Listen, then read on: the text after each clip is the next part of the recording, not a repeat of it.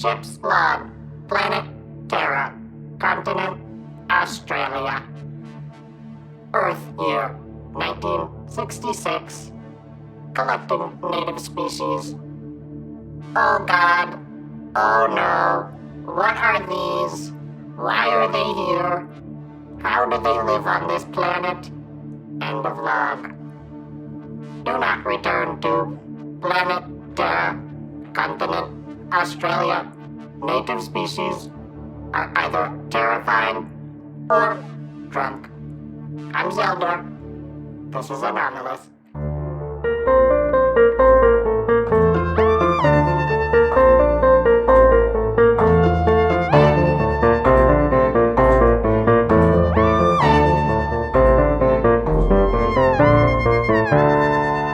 Hello, everyone. Welcome back to Anomalous. This is Spooky Maddie. Thank you for tuning in, choosing us over NPR, our competitors. Our direct competitor, NPR. And if you're not choosing us over them, or even if you're listening to both, like, I know you didn't mean to hurt us, but you did so badly. That cold open is the best you're gonna get. I promise you this. We sat here and brainstormed that for 30 minutes. Yeah. You know what? I've been thinking my brain is operating at, like, a lower temperature now that all my hair has fallen out, like, you know? That it's actually, like, it's not ideal and it's made me stupid. Oh, no. Yeah. Today we're gonna have a little ASMR segment. This is called an Australian when they see a drop bear and they thought it was a koala, so they went to pet it, but it wasn't nice. It was scary, had claws and teeth, and was a drop bear. Oh no!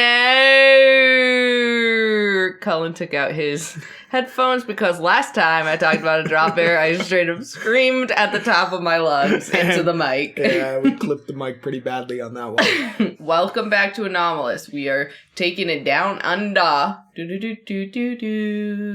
today for our mystery, because today we talk about, and every day we talk about mysteries, and Happy New Year, 2021. 2021. This is the year we get back to kissing all the homies. I hate this bit. This bit's been plaguing my life, my personal life off mic, and it's just, I'd like everyone to take a stand for me. Tongue kiss the homies once you all get vaccines. This is a great time, I guess, to introduce ourselves. Cancel, please, Spooky Maddie, my co-host. You can hear her talking. I'm and canceled! You should please cancel her for me. I'm just Cullen, and I don't want to kiss my homies. That's homophobic. I hate all of this. Well, this is just Cullen, who hates me talking about kissing our homies because they're mostly his homies. Yep. And I'm Spooky Maddie, and I think that you should kiss your homies. And yes, Anomalous, we talk about all things spooky, creepy, disgusting, like kissing your homies. How could you say something so controversial, yet so cowardly? Today we're talking about Melbourne, 1966, otherwise known as the Westall UFO. We're really just doing a full alien episode. Usually there are side theories on other unsolved mysteries, and as just Cullen, there's other explanations for this that we'll get into, obviously, because that's who I am. But yeah, it's fun to do just a full-on alien episode. So this is a sighting that happened in 1966. Everyone looked up from their shrimp, looked up from their bobbies for 1 second. I'm sure that that's not hack at this point. To see some unidentified flying objects in the sky. All right. While most UFO encounters have to stand on the credibility of a single witness, Westall couldn't be more different. The unidentified crafts flying over Melbourne that day were subject to over 200 witnesses, an entire school of children who would live the next 50 years silenced and unbelieved. Yeah, that's the thing, is there are literally hundreds of people that say that they witnessed this. It's like a Phoenix Lights, but instead of it just being a disparate community, it's a school where they all know each other and they all saw it. And they know the other students who saw it. And honestly, in 1966, How many people even lived in Australia? 50, 60? Yes, and 200 people of that 50 or 60 saw this shit. So keep that in mind. I think technically tens of thousands of indigenous people lived in Australia since time immemorial. Fuck the British, ain't it? There will be a PayPal to cancel Spooky Maddie in the description. PayPal your local indigenous Australian. Do it. Right this. Pause it. Pause it! Don't miss any of it. Pause it. No. Actually, pull your headphone out, let it roll, and then when you come back later, start from the beginning again. Genius. Get those extra. I've got this new song called Yummy Yummy. Could you commit fraud in order for it to be a success, even though it is a rolling puke of a song? Did he have a point? Is that something we should use for all our tween fans? Just hit repeat on that motherfucker. Get us the views. Get us the listen. If this is the only thing you use Spotify for, you can just hit like the repeat button. Yeah. Leave it running. Leave it running. Leave it running. Didn't I just condemn this exact sort of behavior? Yeah, but That was for Justin Bieber, and we're like cool as fuck. we're cool. You got anomalous fever. That's a very dangerous fever to have, because doctors don't know what it is. Yeah, they're like, that's... Is this some sort of podcast with 5 people that listen to it? Who's a 65-year-old? He seems pretty sexy. Oh my god. Listen to Anomalous and your doctor will want to fuck you. Also... Did you forget we're recording an episode? Do you think we're doing like ad spots? All right. Well, so keep that in mind. 200 whole witnesses. Some reports say up to 400, but, you know. Fox News. Oh! All right. So the date is April 6th, 1966 at Westall Primary and Secondary School in Melbourne, Australia. At 11 a.m., the field and halls erupted with students shouting, "Flying saucer!" That's definitely like a little Cockney boy who sells newspapers to get medicine for his papa. One class of students and their teacher had just finished a sports activity and were still outside. Some others were inside during lecture, and still more were on a break period. This is when I knew immediately that this story was going to be a pain to research, just due to the language gap. And I do know that we both speak English. Primary and secondary school are not descriptive enough. True. Primary school, I guess, is elementary school, but then secondary school goes like grade 7 to 10, but also maybe sometimes all the way through 12th grade. But they don't have like a tertiary school. They have like senior secondary school, I think. If you have to be tacking on more adjectives in front of the word that's supposed to describe what kind of school it is, you fucked up. Oh my god.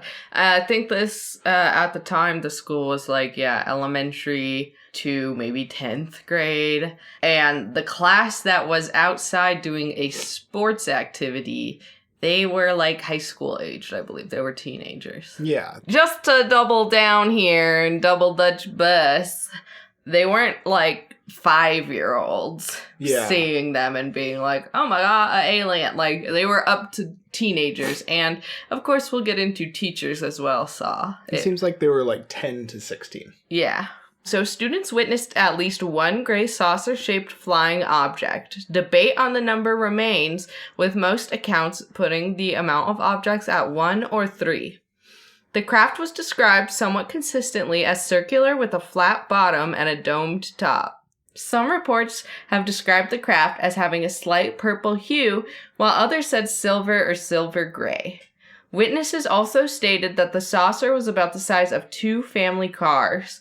So, twice the size of your regular old family car. Hey, pause the podcast, go into your garage, take a look, think, what if I had 2 of those? Or if you do, there you go. And then just, like, evaluate why you needed to do that. You didn't have, like, an image in your mind of 2 cars. Because they had one, and then you just told them to go outside and look at their cars. That's on them. So Mr. Greenwood, the science teacher and one of the first to talk about the sighting, described the UFO as, quote, like a thin beam of light about half the length of a light aircraft. It was silver gray and it seemed to thicken at times. The thickening was similar to when a disc is turned to show the underside. End quote. According to the witnesses, the object had descended and crossed the school moving southeast, where it disappeared from sight in front of the school. It is thought to have landed on a nearby paddock known as the Grange. As it landed, students were called inside, but many decided to jump the school fence and run straight for the Grange. Several students reportedly made it to see the landed craft. Some stared on amazed, while others ran or even fainted in fear. And there was that story of a boy who ran to the Grange to see the saucer, and he saw a girl in his class running back screaming, and we'll get more into that later. In the cover-up. Mm-hmm. So I'd like to know, you sort of copy and pasted the word paddock, I feel like, maybe from Wikipedia. I don't know what that means. Do you know what that means? Just like I think like a square of grass. A square of grass. That's what you're going with? I think there were some trees. I think it's like a area with like knee-high grass and trees. So that's what paddock means to me now, reverse engineering. A grassy sort of knoll of sorts. I don't know if it was a knoll, because like a knoll's a hill. Oh. Or like a little fae-type creature that you would fight in a Dungeons & Dragons game. Nerd. Oh I just know it of where you shoot JFK. You know when you're out there in Dallas, Texas, and you're just like, what if I shot JFK today? Yeah. Everywhere you shoot him from becomes a knoll. That's interesting. That's sort of a form of nature magic. If you really want to know what a paddock is, fucking Google it, man. You're an adult. You hate it when I Google things on this show. Not you, I meant the listeners. Oh, you were looking directly at me when you said it. I was kind of surprised to see that these little kids had that kind of reaction to the craft. Because that's something that's super interesting about this story is that, like, the fearlessness in not knowing stuff of little kids, that they would run directly towards the phenomenon, towards, like, this flying craft that they've never seen before. Because it seems like in other tellings of UFOs, a lot of people would react by trying to stay away from it or hiding from it. And maybe we see them going towards it if they're, like, sent there to investigate it, or they're military personnel or something like that. But it makes sense that these kids would run towards it because they're just like, oh, look at that sick stuff. And plus, all the teachers are about to make us like scrub the halls and scrub the bobbies and all that. True. But then they go and they see it, and it's like, what did they see? If it's just a thin, silvery craft, do you think that they would have like fainted in fear? Damn. Or did they see something else? Makes you think. Also, once again, they weren't like little kids. Yeah, I mean, they were like teenagers. Elementary through the middle of high school. Yeah. Seems like most of the ones outside were teens, though. Right. And probably the ones that would have actually run to go see it. Yeah. And like jump the fence would have been a bit older. Yeah. No 6-year-olds are jumping fences. Mm-hmm. Well, in the Grange, there was reportedly a perfect circle of flattened grass in the paddock that appeared to be 5 to 10 meters in diameter. How many feet is that? 15 to 30. Whoa. The once tall grass was said to have been squashed into a flat spiraling pattern. So the craft landed. It seemed like it fully landed, according to most of the sources, but I've never really seen that. Like just laying, the alien just laying its craft fully belly down on the earth. I don't think I've ever seen. They always have like little legs, or they just hover there slightly. Fair. Maybe it's like they got the suicide doors up, like the doors on the top dome, you know? Just open up the window, hop out, stretch your legs. Oh, so you're saying it was like they were doing a long haul truckers type journey, and they just came here to get a couple brewskis for the road. It keeps them focused. A little bit of methamphetamine. Oh my god. Just to keep on going. The truck stop. Mm-hmm. I think that that's very possible. An investigation of the area by the Victorian Flying Saucer Research Society shortly after described multiple smaller circles. They also suggested the grass could have been laid flat by heavy winds in the week before, or even by others investigating the landing site before them. They speculated, as we'll say as we get into the possible cover-up, that the army was there beforehand and could have trampled over everything. But just generally, I have to say I'm highly disappointed with the Victorian flying saucer research kerfuffle, or whatever their stupid name is. Because despite having a cool name and a rad mission statement, they were nothing but wet blankets. Yeah, that's... in every piece of research I found. Seems pretty lame. They were like, oh, it probably got trampled over. It could have been this. It could have just been the wind. It was probably weather balloons. Oh, kid, did you know Santa isn't real? They just went up to kids and started saying that to them. Wow. Rude as hell. Yeah. Haters. Did you know that there's actually not such a thing as a drop bear? It's like, why are you ruining the entire... Hey, kid, your parents don't love each other. Oh, how do you know? You investigated that? They investigated it. You're so... Oh, well, that was a different kind of flying saucer as his mom. His mom's titties? No, like a literal, like a tea saucer. She would throw a tea saucer at, like, the dad as they had the divorce. And then some guy... I bring up a fictional woman in a story and you're just like, what do her breasts look like? I'm a male author. Oh my god. You cannot shift blame. You can't just be like, men be like. Men be like. Oh my god. So, after 15 to 20 minutes, the craft lifted off, turned at an angle, and sped away, gaining altitude as it departed towards the northwest. So it was going one way, parked on the grass, all the way down, ass down. Belly down, flat belly down on the grass. Chilled Clearly out. Drunk. Chilled out for 20 minutes, sobered up, and then zooted off in the opposite direction. They said it turned on an angle like how you'd flip a coin, and then just, like, shot away. Mm-hmm. So in that 15 or 20 minutes that it was on the ground was when it gave the children time to jump the fence and run over to this woodlandy area. And take a good old gander at it. Many witnesses state that while it was departing, the object was circled and followed by 5 unidentified aircrafts. Some students say they could hear a whirring, possibly the engines of those 5 planes, because others report that the craft itself did not make any sound. So the reports of the aircraft and the saucer are pretty consistent, and the reason it seems like everyone's really confident about it being aircraft is, one, because they could hear some sort of engine sound from those 5 planes, and because when the saucer was leaving, it basically made these aircrafts flying around look like they were standing still. Like it accelerated at impossible speed. Yeah, and so the aircrafts that were reported to surround and chase the object were thought to be, like, identified as Cessna-like planes. Which is just to say, single prop, light aircraft. The Cessna has, like, 4 seats, and I think it has 1 engine and just a wing across the top. Like, they're simple planes. They're what you would think of if, A, you've ever had an uncle who's just, like, at a weird point in his life and decides to learn how to fly. That's what he'd learn. Or just imagine that you have 3 kilos of coke and are flying into Miami Airport. You're in a Cessna. Very fun.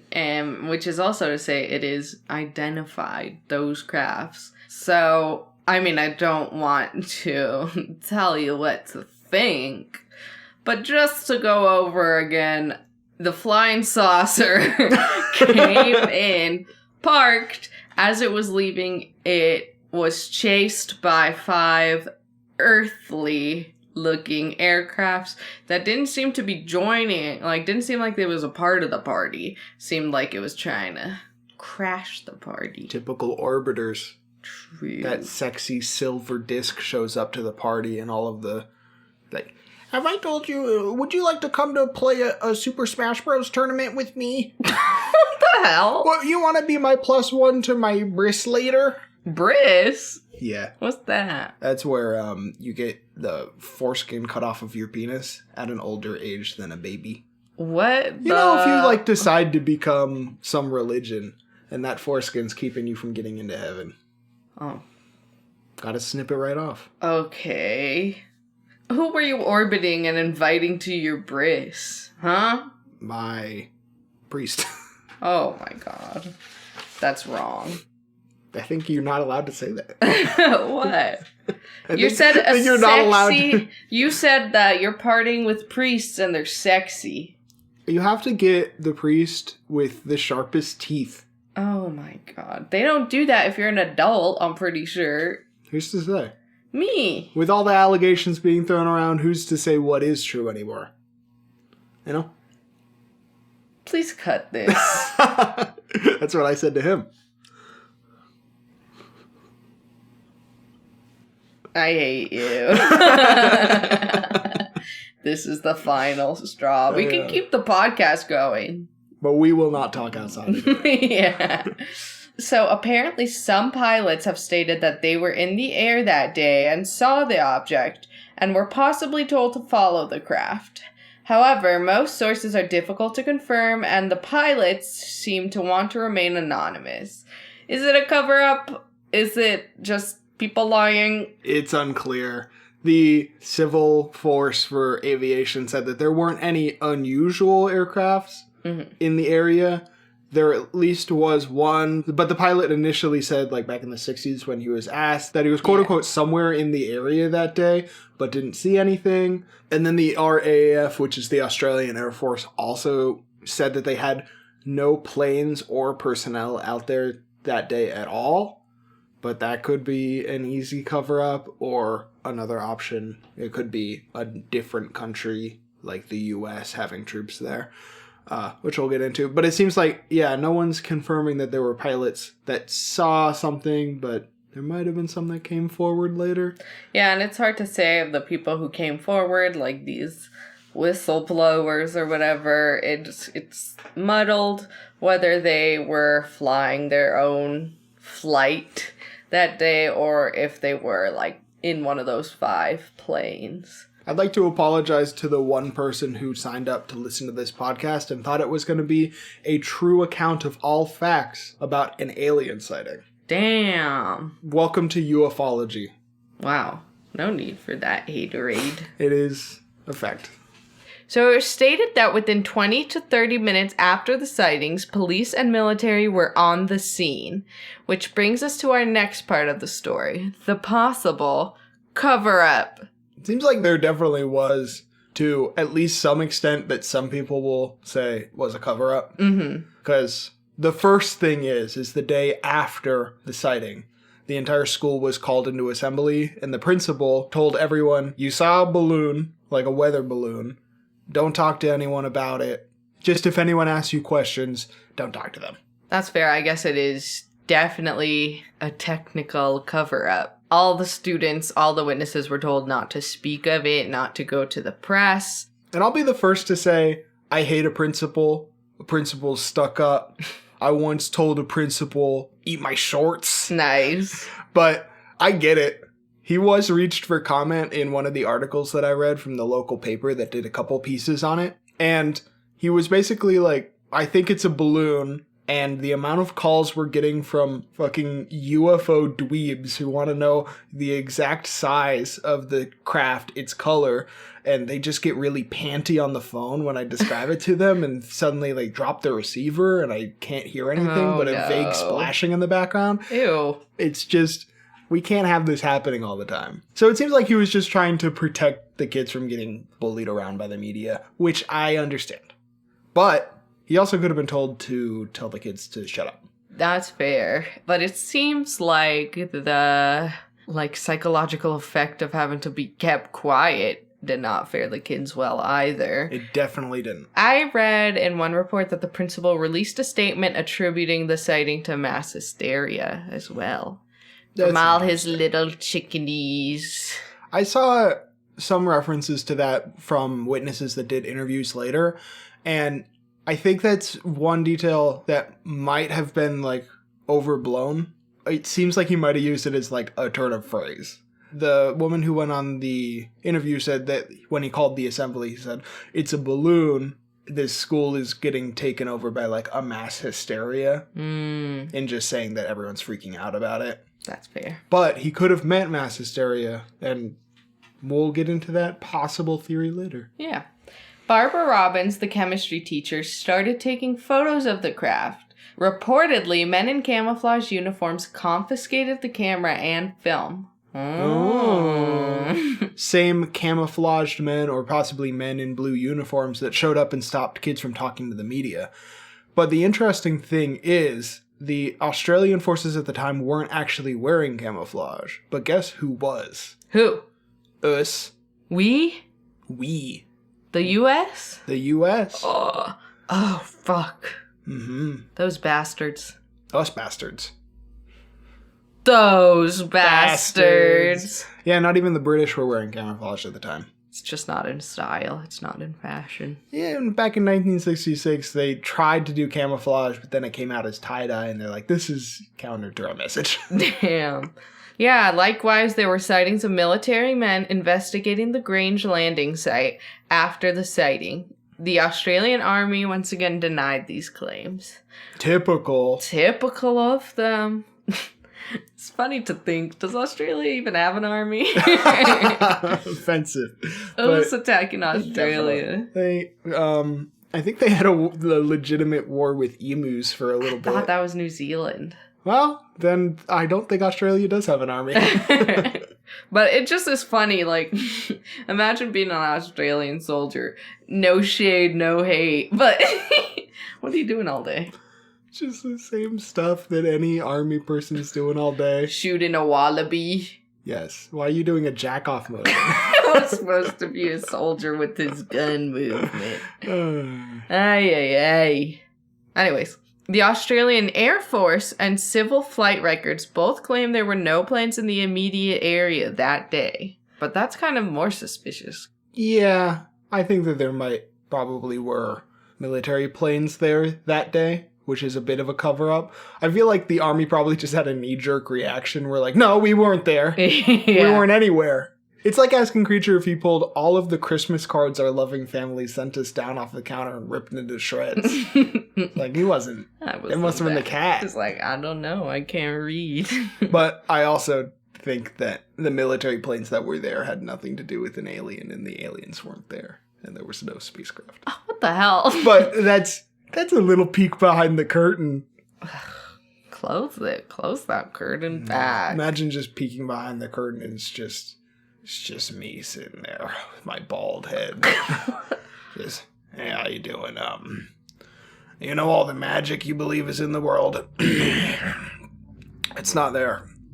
Science proved that it's not there. We're all alone. Science didn't prove that. PayPal me because look at the sad. That's sad of me to have a magic crusher in my wife. So the media sources that chose to run the story were somewhat odd, a little bit oddball. Mm-hmm. The local tabloid oddly chose to publish nothing, while the more respected broadsheet newspaper, the Dandenong, are you kidding me? The Dandenong Journal released several articles in the following weeks. The fuck is the Dandenong Journal? The only journal that's brave enough to publish about all of these UFOs. If you did read a story in like the New York Times about a giant alligator that lives in the sewers and bites people's butt through the toilet, you would cross-reference that with like the gloss tabloid newspapers at your local Fry's. Yeah. Just to make sure that they're not playing an April Fool's joke out of season. That's fair.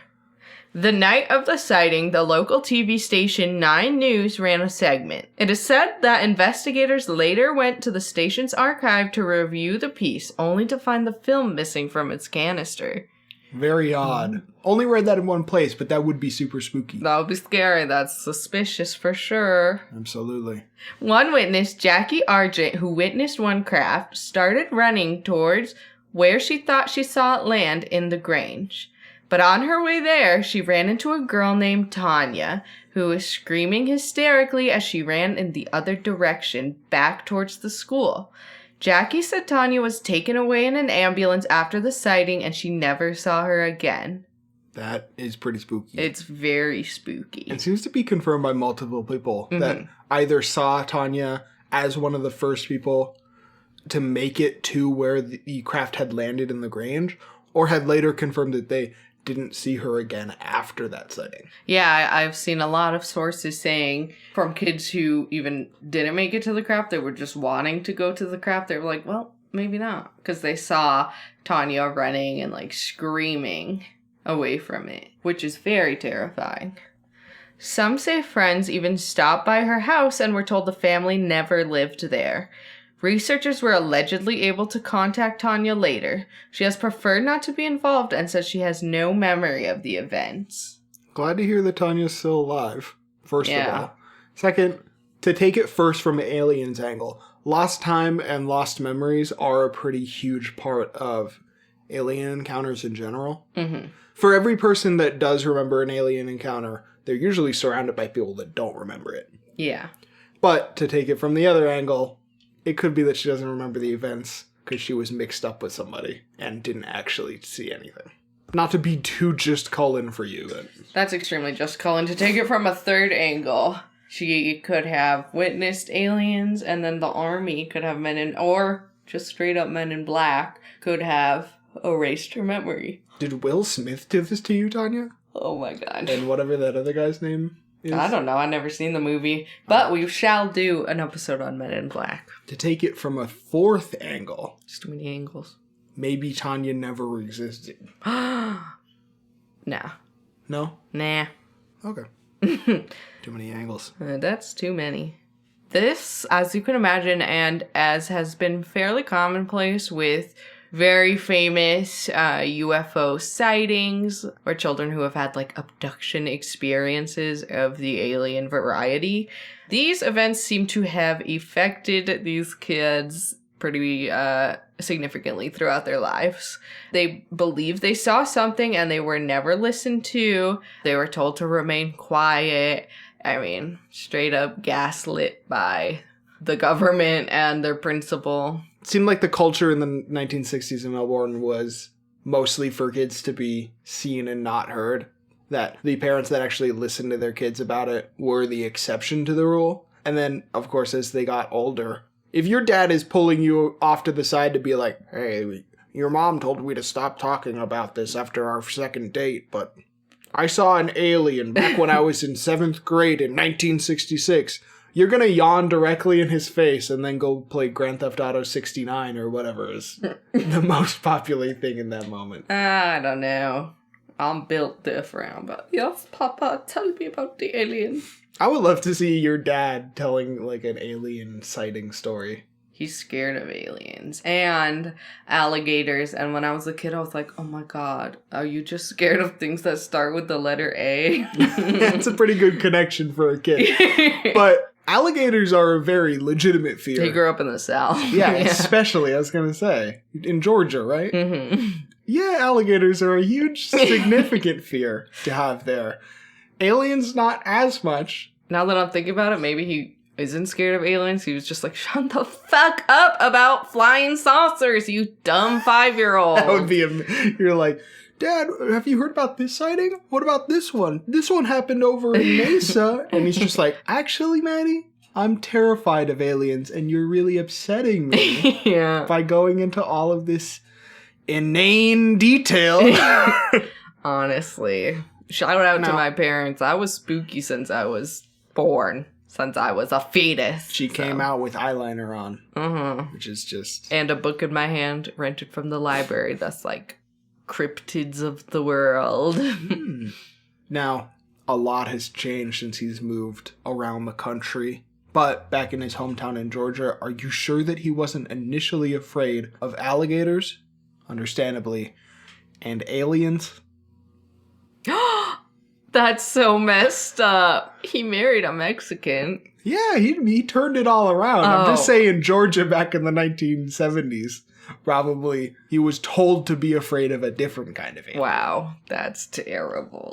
I mean, it might be true. Oh my gosh. It's not like he was raised in Atlanta. Well, he only lived there for 2 years. Then here we are in the beautifully progressive Arizona. Yes. All right. He married a Mexican, so. So that's all I gotta say on that. So documentaries and stories have been continually coming out decades after, and that seems to have also really impacted a lot of the witnesses and their families. I mean, it's a lot, you know, getting constantly reminded of what happened. If you want to forget, you're constantly asked to relive it, or you're constantly reminded of how no one believed you. Yeah, but it is the upside in that to get the story out there, it seemed like it was a positive impact for a lot of these kids that weren't believed, or even adults that weren't believed for the 50 years after it happened, to hear the story and be like, look, look, it just grabbing your child by both ears and shoving their face directly onto the television screen. Look, it's real, you little shit. It seems like it did help them a lot. And it is a good reminder for all of the elite Reddit atheists like myself. Oh my God. That you should be respectful of people's experiences, because they are genuine to them. And they seem to have, whether it was an alien or something else, like I believe it was, it still had an impact on them, and they still believed in what they saw and had to carry that forward. Well, we're gonna raise our children as alien believers. We're going to raise them as aliens. How? Well, we're going to teach them a made-up language, Tolkien style, sort of just like hold back their progression as like people in society for as long as possible. I don't know. It seems like very questionable. We could raise our kids to be aliens by telling them like they're from another planet. Like they were delivered in a meteoroid that landed in the backyard, and then we held hands and touched the meteoroid at the same time, and our DNA got absorbed into the alien egg. So they're our biological kid, because it would be fucked up to tell them they weren't. Yeah. But they're also like a Kyle XY sort of situation. So seems like that will fuck them up for life.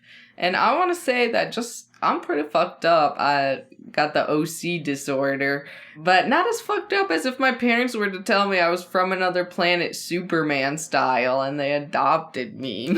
We just tell them that until they start to go to school.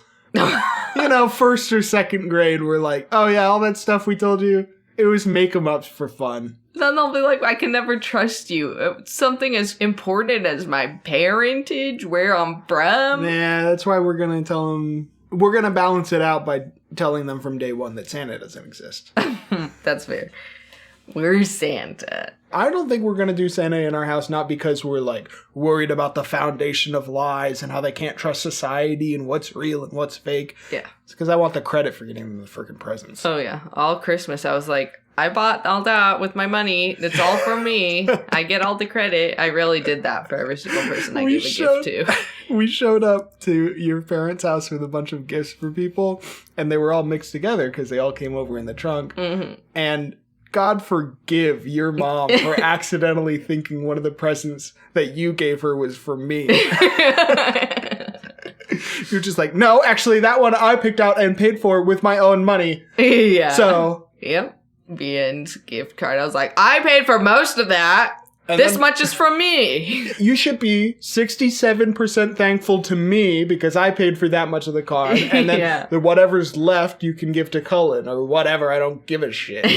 I was like, by the way, I spent over $100 on each of you. Give me praise. I literally said that. Yeah, you pulled out gift receipts, but just to show them how much you had spent. You never offered to return things. I love the spirit of giving that flows through me. You love the spirit of getting praise.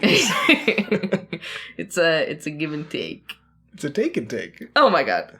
All right. So, some theories of what it could be if you're like, I don't know, pretty much just so we buff out the time on this shit. We can't be this transparent. So, some of the theories that we have, because it's not just aliens, as she gives me a dirty look.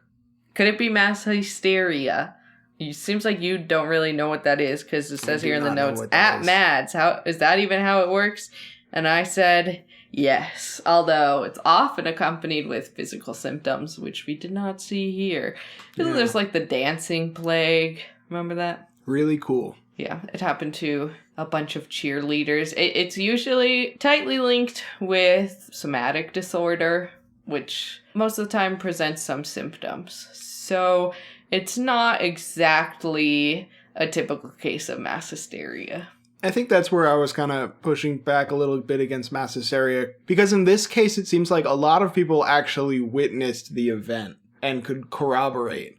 I feel like most of the cases I've seen of mass hysteria are more of a thought virus than they are an actual group sighting. Mm-hmm. Where if one person had said that they saw this and such, and that idea spread throughout the school and they all started to believe it, that seems like a classical case of actual mass hysteria, where I feel like it's pretty uncommon for mass hysteria to be manifested as a group of first-hand observations. Mm-hmm. There have been accounts of UFO sightings that are more closely linked to mass hysteria.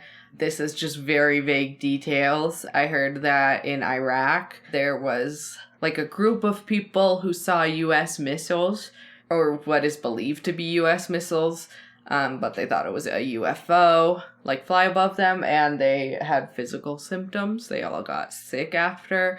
But once again, it has to, it's mostly surrounding the physical manifestation of the hysteria, so doesn't seem to line up perfectly with this at all, but could be more like a witness effect, I guess. It would make more sense with some of the theories we'll cover in a second, to me, where the object in the sky was seen by a large number of people, but it seemed like only a select group actually saw the landed craft in the Grange, and I could see how those select observations could permeate and affect what all of the other people saw, which is probably far more explainable. Mm-hmm.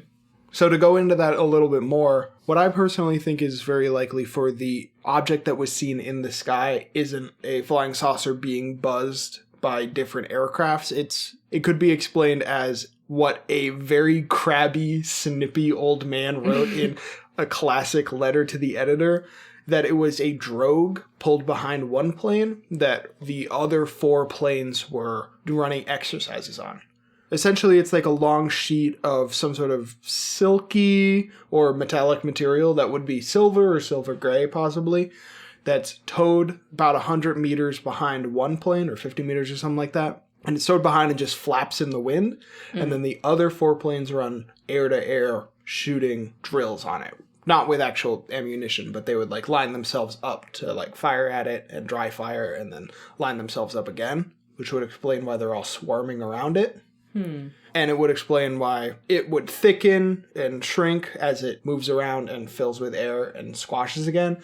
And that's almost a perfect size, according, again, to this Anomalous, right into the paper. Though drogues are a real thing.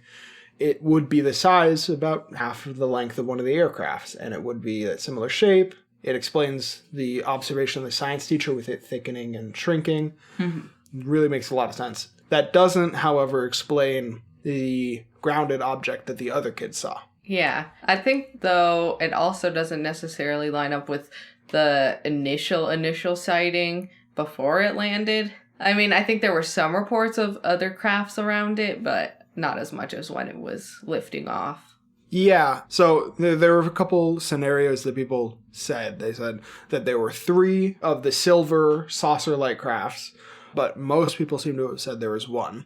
Some people said that the aircrafts were there from the beginning, and then some people, like you were just saying, said that the aircraft started to swarm it and buzz it after it took back off from landing belly down in the Grange. But wouldn't it be easy for the military or the Air Force to just be like, oh yeah, this is a drogue?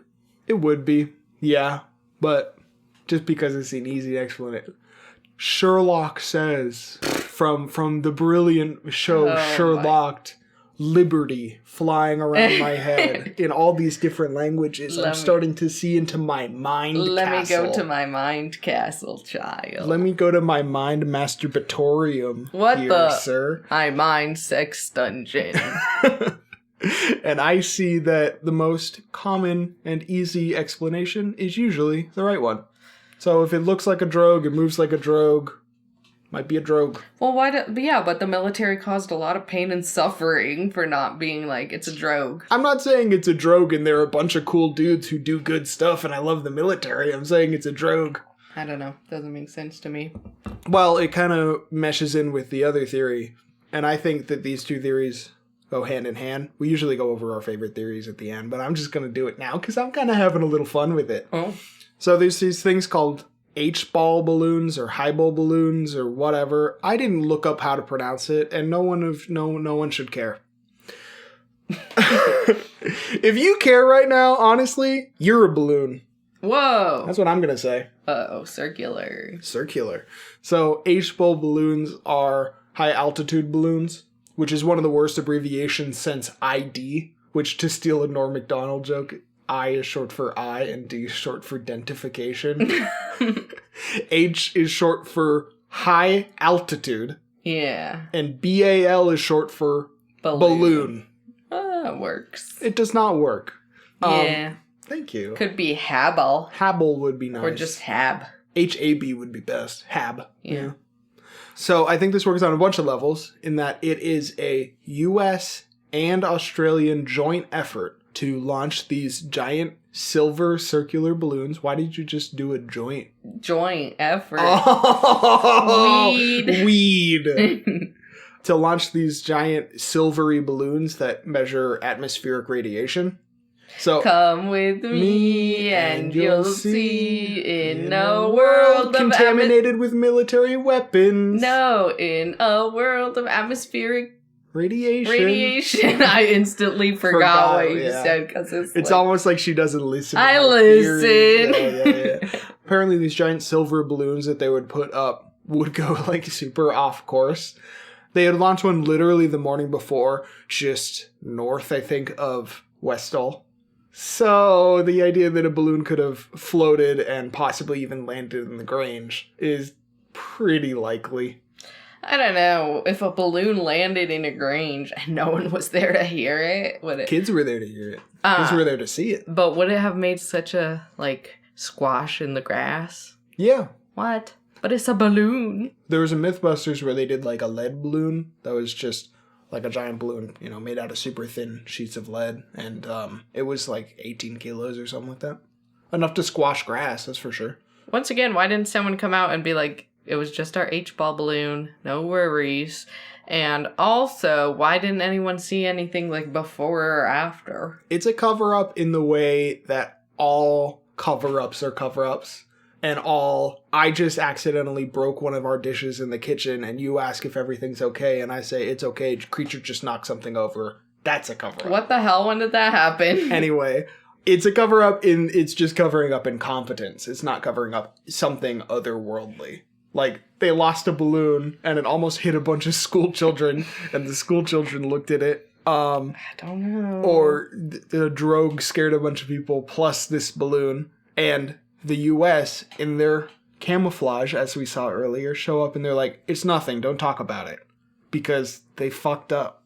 And, ironically, fucked up even worse by trying to cover it up. But then why didn't anyone see the balloon the day before? Or see anything after? I mean, they did see the balloon the day before when it was launched, and afterwards, if the military did show up 20, 30 minutes after, it would have been to, get the balloon that had floated back away.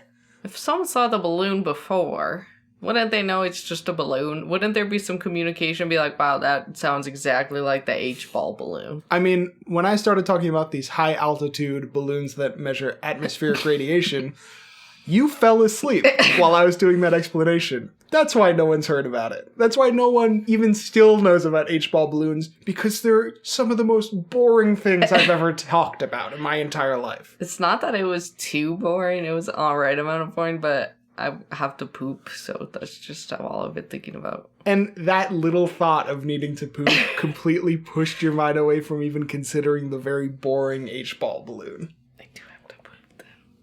So to be clear, I think that it was a drogue and a balloon. That doesn't seem like the simplest explanation if it requires two moving parts. Bazinga. It's simpler than life developing on another planet and then making it here. No. Never! No. It's not possible! No! That's impossible! Follow and PayPal for more famous Star Wars what is that called? Intimidations? I'm sorry, I've been so mad since you got that offer from SNL to go do your famous Mark Hamill saying no impression. Yeah.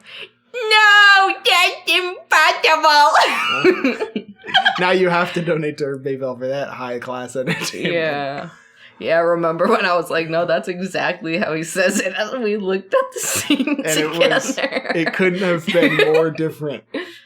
I'd really like to savor this moment where I've talked almost completely jokeless for about 15 minutes about all of these explanations that are wet blankets and have no aliens in them, because the next bullet requires you to ask me to talk about yet another wet blanket theory with no alien involvement. Yeah. Can I just...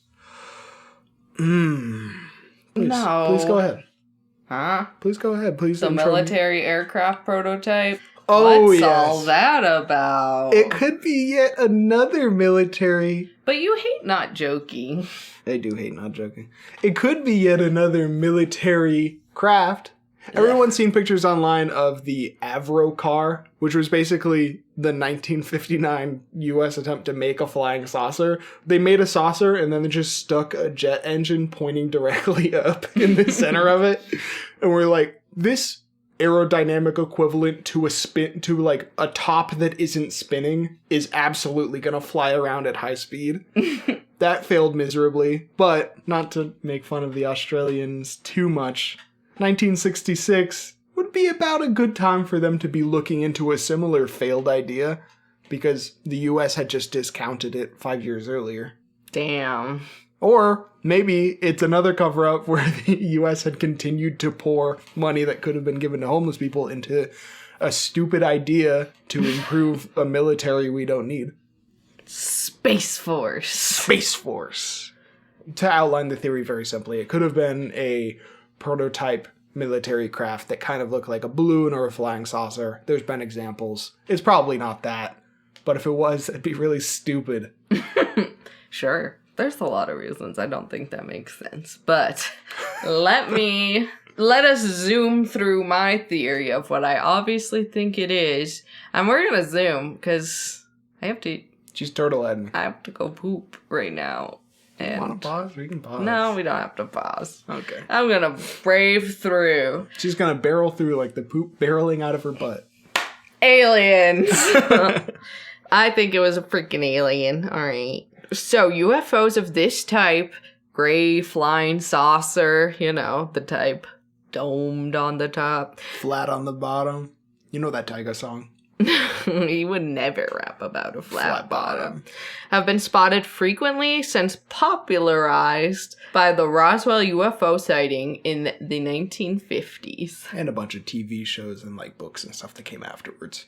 Yeah. So a lot of other things line up with a typical run-of-the-mill UFO sighting, including strange movement of the craft, which is like rapid, jumpy movements, soundless, just float in there. That's typical of UFOs and possible alien technology. It is obviously unlike any other aircraft we've used then and now. Saucer shape is clearly not effective for Earth, as Cullen said. So... yeah, it does move characteristically flying saucery, which is hard or impossible for a plane or a helicopter to move like. Where it just sort of like completely hovers in the air and then tilts. A helicopter could do that, but not to the same degree. But then it just like takes off at incredible speed and like accelerates faster than any human or craft could be able to. And it also sort of just jaunts side to side. Like it doesn't care too much about its momentum.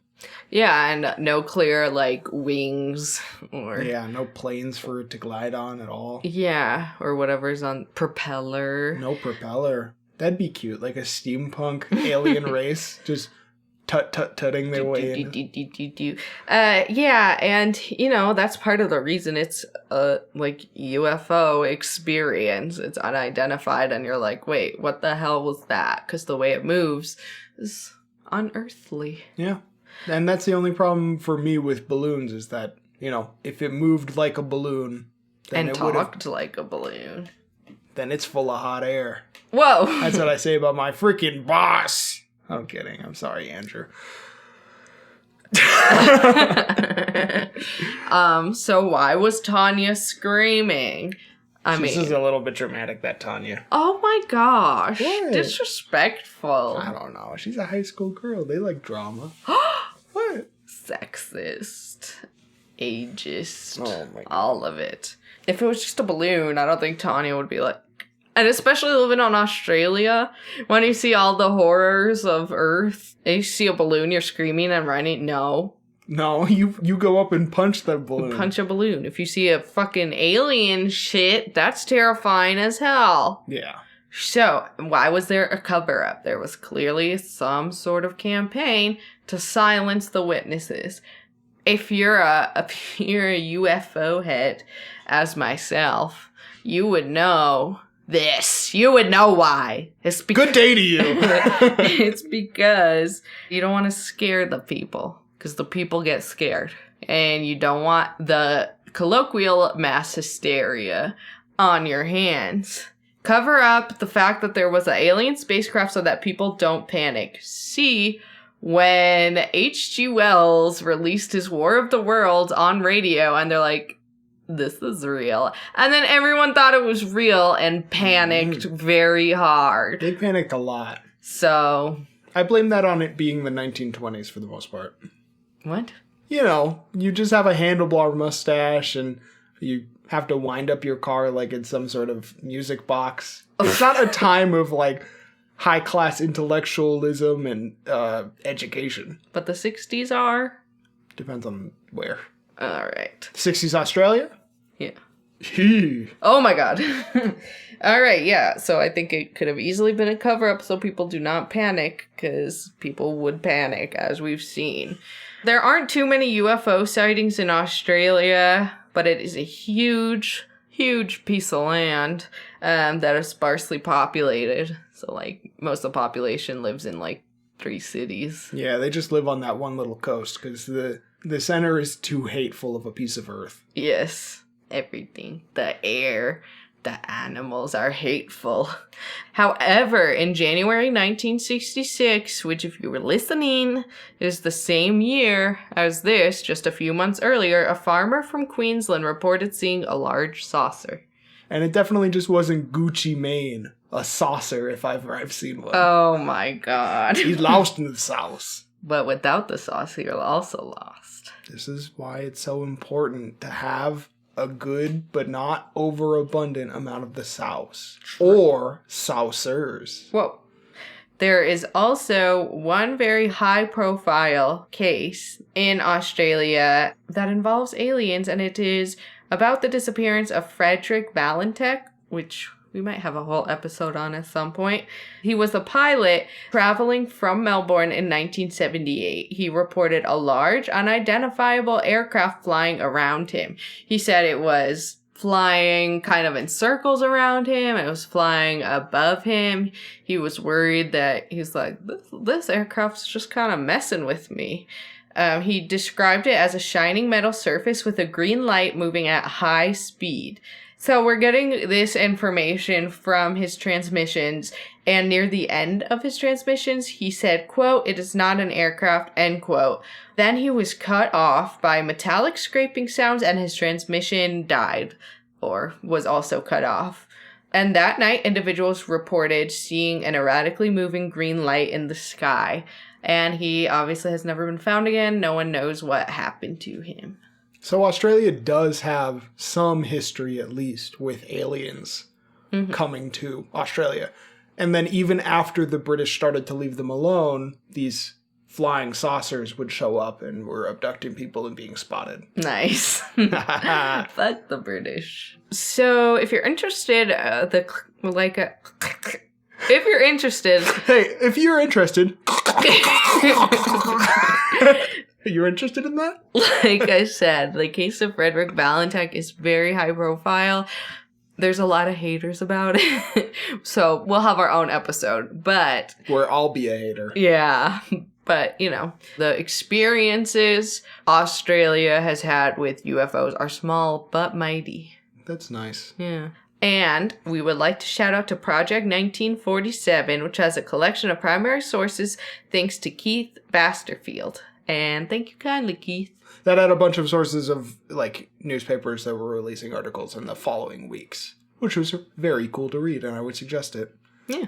So that's your take, just sort of aliens. Oh yeah. This is a big one. There's a lot of witnesses. There's a lot of like strange things surrounding it. The cover up. But if you were to go to a witness exchange, how many 10 to 16-year-old witnesses would you trade for like one 40-year-old witness? That's hater behavior. There were teachers also. There were a few teachers that also saw stuff. That's hater behavior. I saw a lot of dumb shit that I thought was real as a kid. What? As a 16-year-old?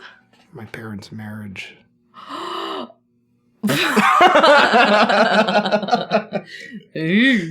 I saw a lot of things that just weren't real in high school. Like a lovely vision of my future. Oh, yeah. Like years, decades of health for me. I saw that in my future. That was nice. Oh, God. Yeah. And now I've sort of got cancer. 23. Yep. You know, people have been telling me it makes them uncomfortable when I joke about the whole cancer thing. Wow, that's rude of them. Crazy. Anyway, that's a very dour end to Westall. Bad for all of the people for the next 50 years, but probably fun as hell for that one semester where everyone was talking about the UFO. Oh, yeah. Westall is the best, y'all. Very positive. Mm-hmm. Believe in Westall is the best, y'all. Believe in yourself. Believe in alien bussy. And believe in yourself. Believe in it being a balloon and a drogue in coordination. Oh my god, that's too many things to believe. Believe in yourself. Believe that the haters won't get you down. And believe in yourself. Believe in yourself. It's been Anomalous. See you in... I don't know. See you when I see you. See you when I see you. Where'd my hug at? No. Bye, bitch. Ew, bye, bitch.